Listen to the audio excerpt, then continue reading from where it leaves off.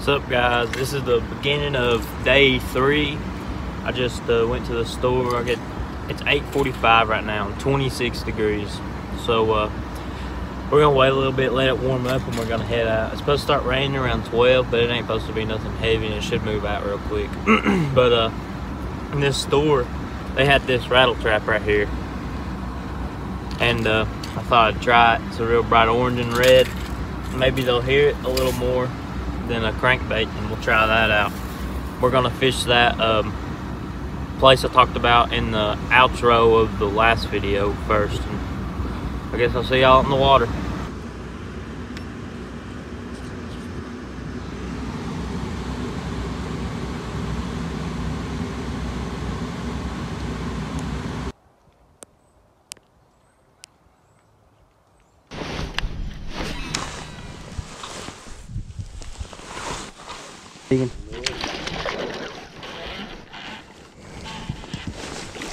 Oh, good one. Good one. Yes, sir. That's a nice winter bass. Yep. On the old Berkeley rattle trap. He smoked it, man. I was yo-yoing it on the bottom. I know. It's a good bass right there.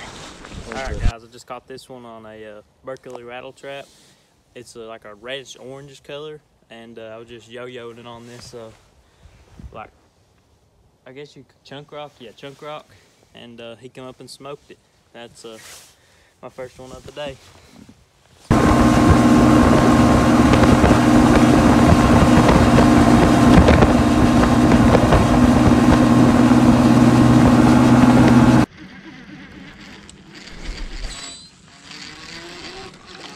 I caught a rock. I've seen it all. I literally. I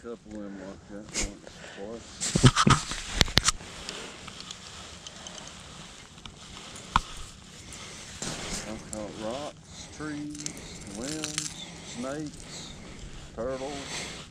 Alright, guys, I just got a big old rockfish. He's about a pound or so. Yes, sir. I thought he was bigger than that. What'd you get him on? Tomato? Tomato head. Cherokee tomato head.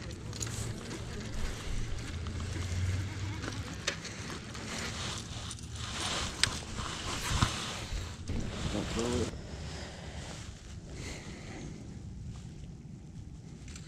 There you go. Like literally right on. Those shad are literally hugging the bank today.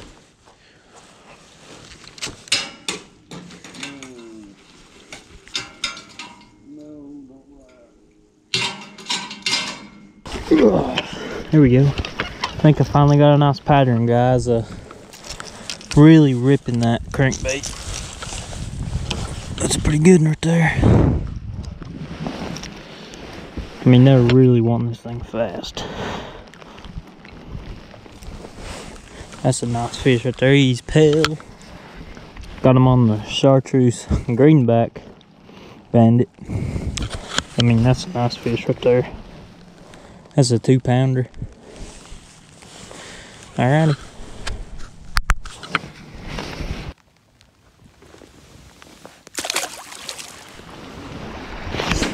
Alright, guys, let me tell you what I'm doing. I got I think a little bit of a pattern going on right here.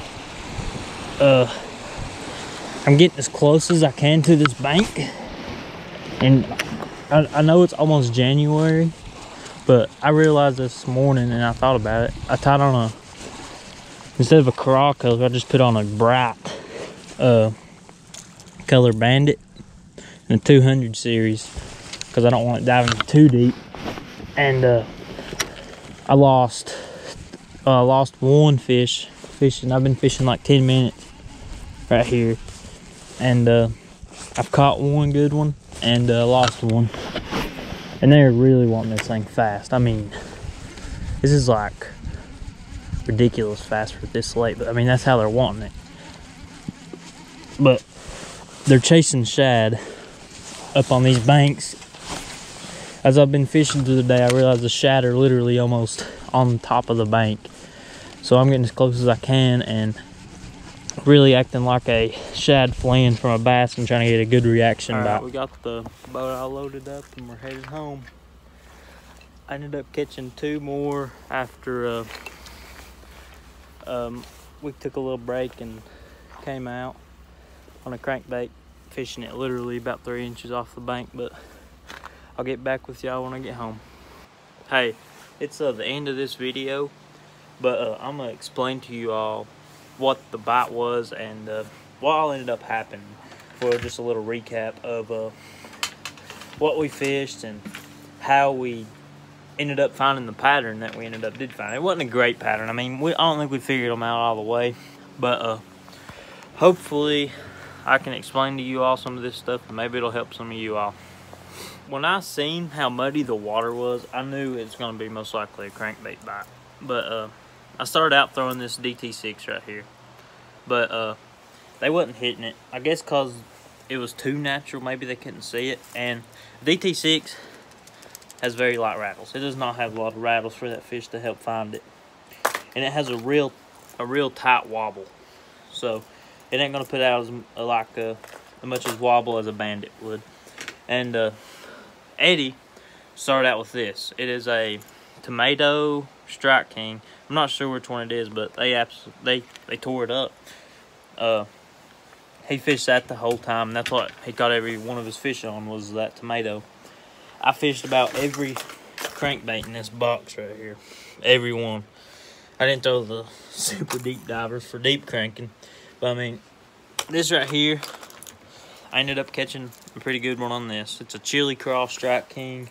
I caught one on the Spring Craw Bandit. And I fished a tomato wigglewort too, but they didn't seem to want it like they did that Strike King. And I know earlier in the video I explained about this. I found it in that store and bought it. I caught a real nice one on that, and I lost a good one on it too. But towards the end of the day when I went fishing, I was like, they're chasing shad.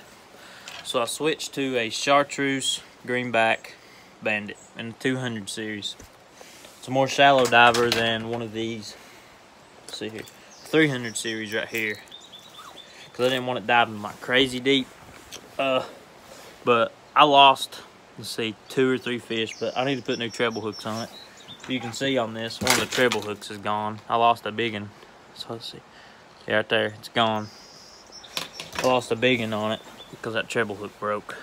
But I kind of found a pattern with that, ripping it as fast as I could on the, like literally as close as I could get to the bank, and that's where them bass, I would watch them.